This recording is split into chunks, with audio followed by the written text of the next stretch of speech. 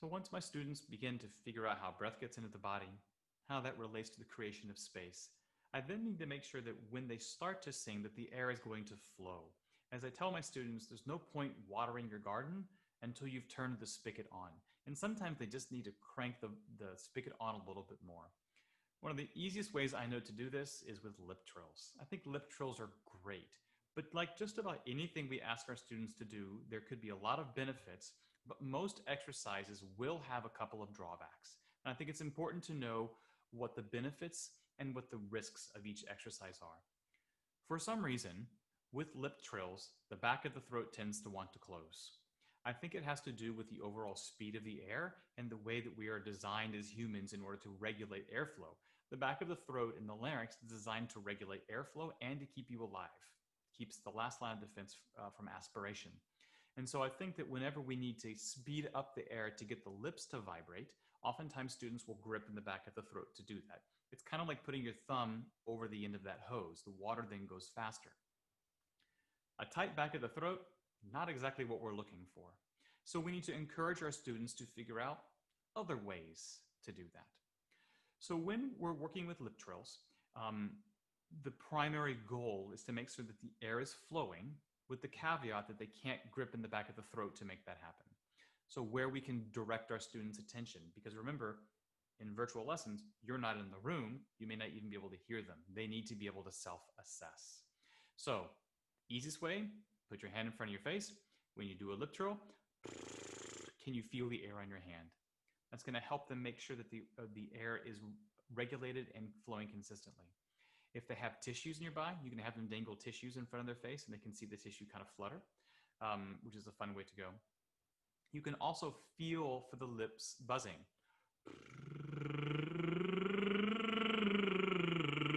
I can actually feel the little ticklies of my lips as they buzz together.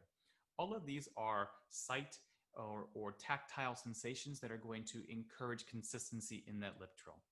Now, sometimes I have students who can't do lip trills. One of the easiest ways to help with that is to take your fingers and just put them on the sides of your lips. Sometimes it's literally just the weight of the cheeks getting in the way. It's not cheating. It's just helping you achieve an exercise that's going to teach you some skills that you're never going to do on stage, but the skills will be useful for whatever the repertoire is. Now, to make certain the students aren't gripping in the back of the throat, I ask them to listen to the vowel that's behind the occlusion. There's a whole series of exercises called semi-occluded vocal tract exercises. All of these partially close the end of the vocal tract at the lips. M's and N's are semi-occluded vocal tract exercises, as are V's and TH's, and as are lip trills and tongue trills and things like that.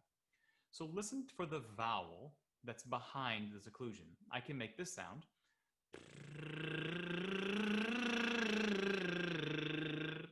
which kind of has behind it. Probably not what we're going for. Conversely, I can open up and have which has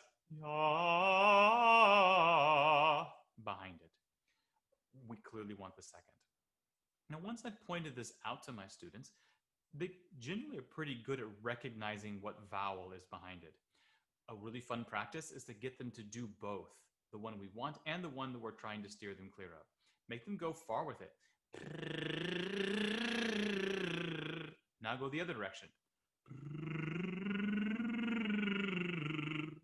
This is called negative practice.